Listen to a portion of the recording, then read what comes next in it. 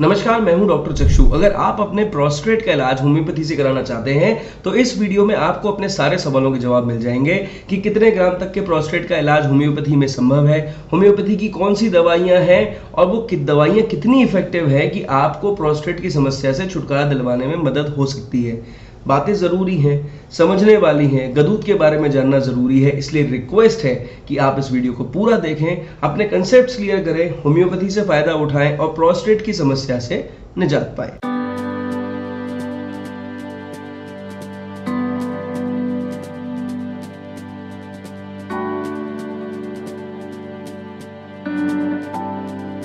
तो सबसे पहले बात कर लेते हैं कि भाई ये प्रोस्टेट की समस्या आखिर है क्या, यानी गदूद की जो समस्या है बीपीएच जिसे हम बोलते हैं, ये है क्या।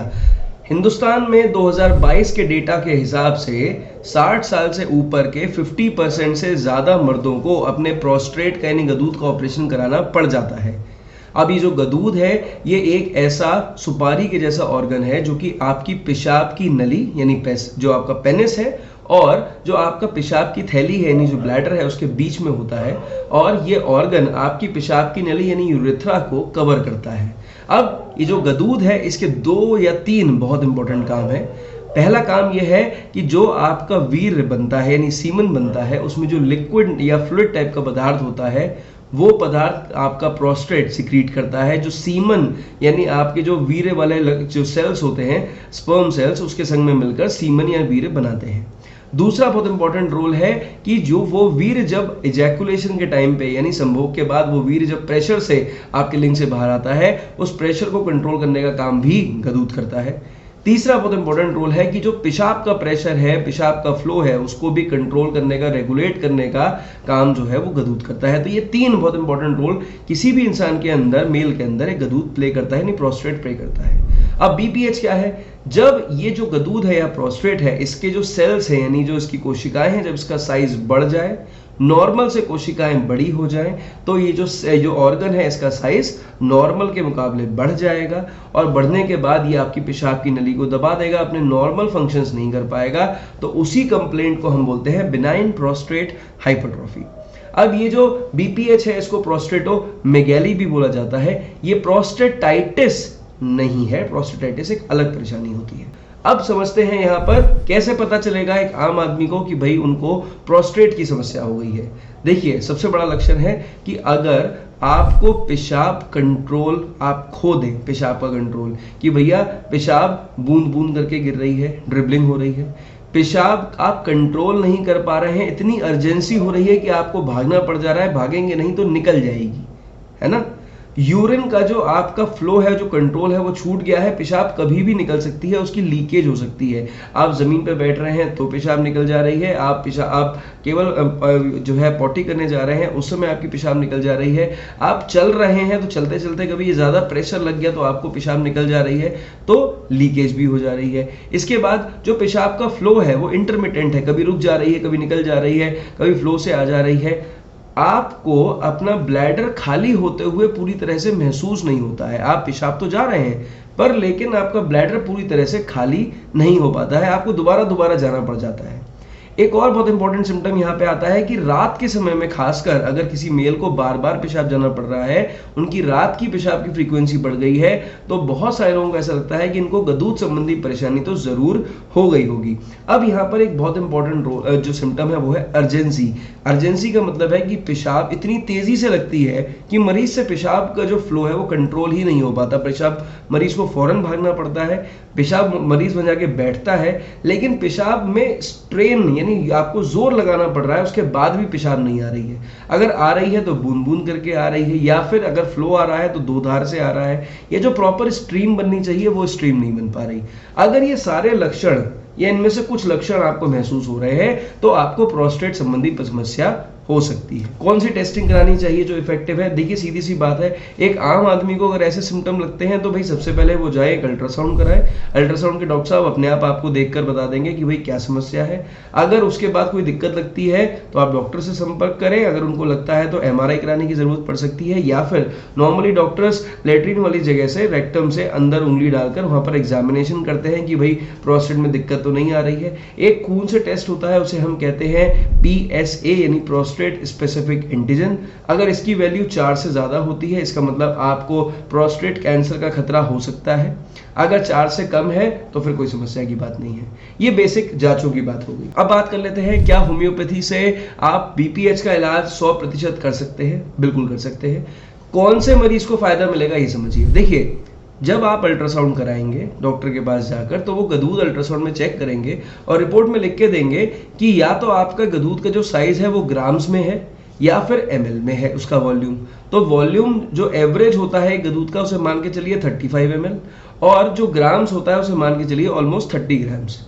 तो अगर आप चाहते हैं कि मेरा को होम्योपैथी से फायदा हो, तो देखिए 50 ग्राम तक अगर आपका प्रोस्टेट का साइज बढ़ जाए और आपका पीएसए 4 से नीचे हो, तो होम्योपैथी ऐसे हर मरीज के बीपीएच को कंट्रोल करने में, सिम्टम्स को रिड्यूस करने में आपको 100% इफेक्टिव रिजल्ट दे सकती है। अब यहीं अगर 40 से नीचे आपका बीपीएच हो, यानी प्रेजेंट प्रोस्टेट हाइपरट्रॉफी हो जो 40 ग्राम से कम हो और पीएसए 4 से नीचे हो, तो 100% आपका पीएस जो बीपीएच है वो नॉर्मल भी हो सकता है, यानी रिवर्स भी हो सकता है ना।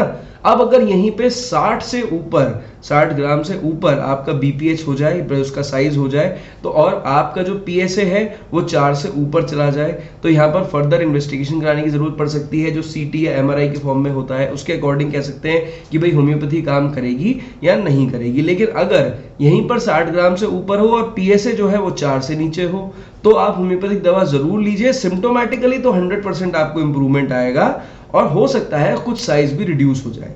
लेकिन ये देखिए, ये सारी चीजें पेशेंट टू पेशेंट डिपेंड करती हैं, प्रोस्टेट या गदूद के साइज के हिसाब से डिपेंड करती हैं और पीएसए की रिपोर्ट के हिसाब से डिपेंड करती हैं, है ना।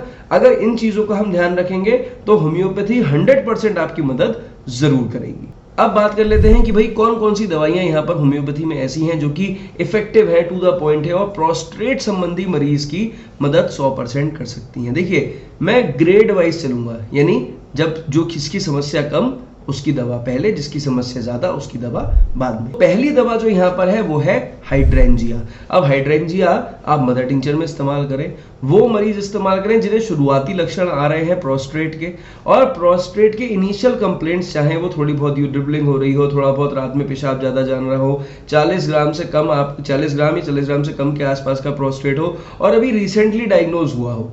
तो हर उम्र के प्रोस्टेट के मरीजों में जहां पर रिसेंटली डायग्नोज प्रोस्टेट आ जाए और उन्हें पेशाब संबंधी समस्याएं शुरू हो जाए, तो वहां पर हाइड्रेंजिया फर्स्ट ग्रेड रेमेडी है, जरूर इस्तेमाल करनी चाहिए और उससे आपको प्रोस्टेट में इंप्रूवमेंट जरूर होगा। अगर आपको इंप्रूवमेंट चाहिए तो आप हाइड्रेंजिया को 10 बूंद दवा दिन में 3 बार के हिसाब से 30 दिन तक इस्तेमाल करें, सेल्फ मेडिकेशन में आधा ग्लास पानी में डालकर। इंप्रूवमेंट अगर आपको उतना नहीं मिलता है, डॉक्टर को जरूर दिखाएं, कुछ और दवाइयां देने की जरूरत पड़ सकती है। अब देखिए, यहाँ पर जो दूसरी इंपॉर्टेंट मेडिसिन है वो है थूजा ऑक्सीडेंटालिस।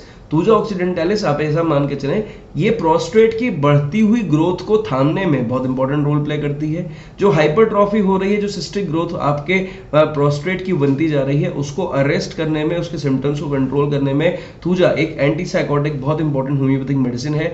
मैं आपसे कहूंगा इस दवा को स्वयं सेल्फ मेडिकेशन में ना लें तो बेटर है, और इसे एक डॉक्टरी सुपरविजन में लेने में ज्यादा भलाई है, क्योंकि वो आपके होने जो ग्रोथ का प्रोग्रेस है उसके हिसाब से थूजा 200 में लेनी है, 1M में लेनी है या हायर पोटेंसी में लेनी है, कितनी बार लेनी है, कैसे रिपीटेशन में लेनी है, लेट द डॉक्टर डिसाइड। लेकिन अगर सेल्फ मेडिकेशन लेना चाहते हैं, मेरी राय मानिए, थूजा 200 की 5 बूंद दवा 1 चम्मच पानी में डालकर पहले दिन ले लें और उसके बाद ही कोई और दवा शुरू करें, और एक बार थूजा लेने के बाद दोबारा बिना डॉक्टरी परामर्श के रिपीट ना करें। अब यहाँ पर जो तीसरी बहुत इंपॉर्टेंट मेडिसिन आ जाती है एज पर द ग्रेड, वो है सबल सेरुलेटा। अब जो सबल सेरुलेटा नाम की दवा है, देखिए ये प्रोस्टेटिक इनलार्जमेंट जब मरीज को हो जाए और उनके प्रोस्टेट का जो सिम्टम्स है, वहां पर ड्रिबलिंग भी होने लग जाए, स्कैंटी यूरिनेशन यानी पेशाब कम आने लग जाए, बूंद बूंद करके गिर रही है, खुल के पेशाब नहीं आ रही है, मरीज को रात में पेशाब के लिए ज्यादा जाना पड़ रहा है, मरीज बड़ा अनकंफर्टेबल हो रहा है, और उसके संग में मरीज की जो जैसे कहते हैं सेक्सुअल कंप्लेंट्स वो भी शुरू हो गई हैं कि प्रॉपर इरेक्शन नहीं आ रहा है, थकान बहुत ज्यादा हो जा रही है और प्रीमैच्योर इजैकुलेशन टाइप की कंडीशंस आ रही हैं। तो यहाँ पर सबल सेरुलेटा जो है वो एक बहुत अच्छी मेडिसिन है, और प्रोस्टेट के मैक्सिमम केसेस में जो ये सबल सेलुटा बहुत अच्छा रोल प्ले करती है। पर होता क्या है, लोग बहुत ज्यादा ओवर यूज कर लेते हैं, हर कंडीशन में सबल सेलुटा देने लग जाते हैं, इसीलिए सबल सेलुटा हर मरीज को फायदा नहीं करती। तो जब हाइड्रेंजिया आपने शुरू में दे दी और उसके बाद हाइड्रेंजिया से आपको उतना इंप्रूवमेंट नहीं आया, तो सबल सेलुटा इस्तेमाल करें। और ऐसे में आप सबल सेलुटा को 10 बूंद दवा के हिसाब से दिन में 3 बार तो कम से कम रेगुलरली यूज करें। वही तरीका है, 30 दिन तक यूज करें, आधा कप पानी में डालकर यूज करें, तो आपको रिजल्ट्स जरूर मिलेंगे। नहीं रिजल्ट मिलते हैं तो डॉक्टरी परामर्श जरूर लीजिए। अब यहाँ पर जो देखिए चौथी दवा आ जाती है, दैट इज फेरम पिक्रेटम। फेरम पिक्रेटम देखिए 3x में ही इस्तेमाल करने लायक दवा है। ये ट्राइचुरेशन टैबलेट्स में आती है और ये जो हमारे बुजुर्ग पेशेंट्स हैं, यानी 55 प्लस के जो पेशेंट्स हैं, जब उसमें पेशाब फ्रीक्वेंसी उसकी बढ़ जाए, पेशाब ज्यादा आने लग जाए, पेशाब बूंद बूंद करके गिरने लग जाए, प्रोस्टेट का साइज बढ़ जाए और मान के चले 55 के एज ग्रुप में आपने सबल सेलुटा कई समय तक इस्तेमाल कर ली लेकिन इंप्रूवमेंट नहीं आ रहा है, तो फेरम पिक्रेटम एक बहुत अच्छी मेडिसिन है। अगर आप सबल सेलुटा के संग में फेरम पिक्रेटम इस्तेमाल करना चाहते हैं तो भी कोई परेशानी नहीं है, लेकिन देखिए ध्यान रखिए इसकी डोसेज आपके पीएसए लेवल्स और आपके ग्राम्स के हिसाब से डिसाइड हो तो ज्यादा बेटर। जो डॉक्टर को डिसाइड करने दें तो बहुत ही अच्छा, पर अगर खुद सेल्फ मेडिकेशन लेना चाहते हैं तो आप मान के चलें फेरम पिक्रेटम की 2 टैबलेट आप अपनी जबान पर रखकर चूस लीजिए, दिन में 3 बार के हिसाब से लीजिए और इसको आप खाना खाने से आधे घंटे के बाद ही लेंगे तो ज्यादा बेटर है। फेरम पिक्रेटम जो दवा है वो ओल्ड एज के पेशेंट्स में ज्यादा मददगार है, इसलिए आप इस दवा को टैबलेट के फॉर्म में ही लेना पसंद करें तो ज्यादा बढ़िया है। और अगर आप 30 दिन तक इस दवा को लेते हैं और इंप्रूवमेंट ना आए तो आप डॉक्टरी परामर्श जरूर लें। अब यहाँ पर देखिए जो 5वीं दवा है उसका नाम है चिमाफिला अम्बलेटा। अब चिमाफिला अम्बलेटा एक प्रोस्टेट यानी बीपीएच के पेशेंट के प्रोग्रेसिव मरीज की दवा है, जहां पर बीपीएच का साइज इतना बढ़ गया कि उसने पेशाब की नली को दबा दिया है, तो पेशाब जो आ रही है कम आ रही है, बूंद बूंद करके आ रही है, मरीज को ज्यादा जोर लगाना पड़ रहा है पेशाब पास करने के लिए, इतना जोर लगा ले रहा है कि किडनी तक दर्द हो जा रहा है, रात में बार बार अर्जेंसी हो रही है, बार बार इच्छा कर रही है कि मैं पेशाब के लिए भागूं, लेकिन खुल के पेशाब नहीं आ पा रही, तो मरीज जो है बहुत ज्यादा बेचैन हो रहा है। और ऐसी कंडीशन में कई बार मरीज को किडनी तक जब दर्द जाता है तो कभी कभी पेशाब के रास्ते हल्का सा खून भी आने लग जाता है। तो ये जब कंडीशन बन जाए तो समझ लीजिए ऐसी कंडीशन में डॉक्टरी परामर्श बहुत जरूरी है। और यहीं पर चिमाफिला अम्बलेटा का बहुत इंपॉर्टेंट रोल है। अगर यहां पर आप चिमाफिला अम्बलेटा पेशेंट को देते हैं, आप ये मान के चलें कि आप इस दवा को लगभग 15 बूंद दवा को 1/4 पानी से ज्यादा में डालकर ना लें। 15 बूंद दवा 1/4 पानी में डालकर दिन में 3 बार से 4 बार तक इस्तेमाल करेंगे तो हफ्ते भर के अंदर पेशेंट को काफी अच्छे इंप्रूवमेंट्स आ जाएंगे।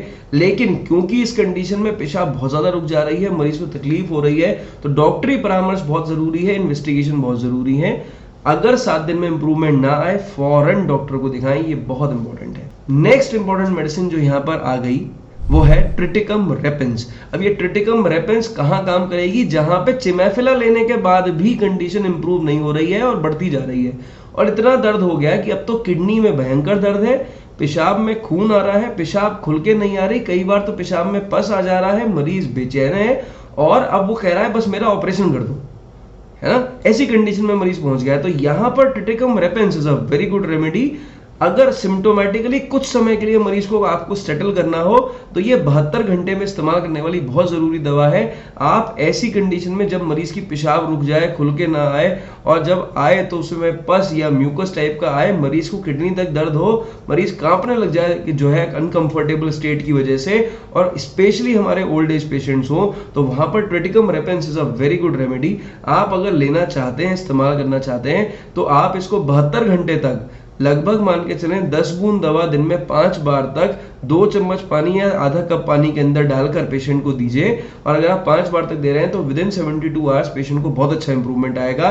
पर यह कंडीशन भी ऐसी है जिसमें डॉक्टरी परामर्श बहुत एसेंशियल है, तो बिना डॉक्टरी परामर्श के ऐसी कंडीशन में इस दवा को इस्तेमाल ना करें। अब लास्ट में मैं एक ऐसी दवा के बारे में बात करूंगा जो कि ओवरऑल अगर आपका बीपीएच बढ़ा हुआ है, कोई भी पेशेंट अगर ले लेता है तो उसे इंप्रूवमेंट जरूर आएगा। लेकिन यहां पर क्या जरूरी है कि मरीज के सिम्टम के हिसाब से पोटेंसी में दवा एक डॉक्टर जरूर सिलेक्ट करे। पर सपोज करिए डॉक्टर को नहीं दिखाना चाहते, आप इतना ज़्यादा दिमाग लगाना नहीं चाहते दवाइयों के ऊपर, तो देखिए एसबीएल कंपनी का एक प्रोडक्ट आता है, उसका नाम है प्रोस्टोनम। इस प्रोस्टोनम में बहुत सारी होम्योपैथिक मेडिसिन हैं जो कि बीपीएच संबंधी परेशानी में बहुत अच्छा रोल प्ले करती हैं। कई बार एड ऑन रेमेडी की तरह मैं अपने पेशेंट्स को ज़रूर दे देता हूं।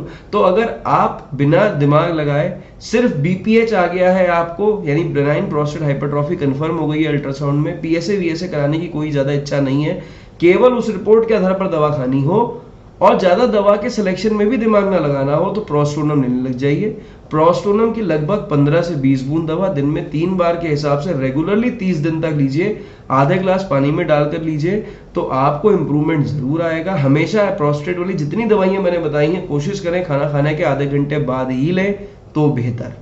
अगर आप इस दवा को जो प्रोस्टोनम मैंने बताई है 30 दिन तक ले लेते हैं, सिम्टम्स में इंप्रूवमेंट आने लग जाता है, वेल एंड गुड है। नहीं आता है तो डॉक्टरी परामर्श बहुत इंपॉर्टेंट है, जांचें करानी बहुत इंपॉर्टेंट है। आई होप कि मैंने इस वीडियो में होम्योपैथिक एस्पेक्ट जो है ना प्रोस्टेट के मरीज के इलाज में मैंने बहुत क्लियर कट बताया है, टू द पॉइंट बताया है, कोशिश करी है आपके कंसेप्ट को क्लियर कर दूं, वो दवाइयां बताऊं जिससे कि आपको फायदा हो। तो अगर आपको इस वीडियो से कुछ सीखने को मिला हो, कुछ दवाइयां पता चली हो जो आपकी मदद कर पाए, तो मेरे को एक थम्स अप जरूर दीजिएगा। जनहित में इस वीडियो को लोगों तक जरूर शेयर करिए ताकि प्रोस्टेट के बहुत सारे पेशेंट्स को होम्योपैथी से इंप्रूवमेंट आए। इस वीडियो में सिर्फ इतना ही। मेरी तरफ से नमस्कार, थैंक यू।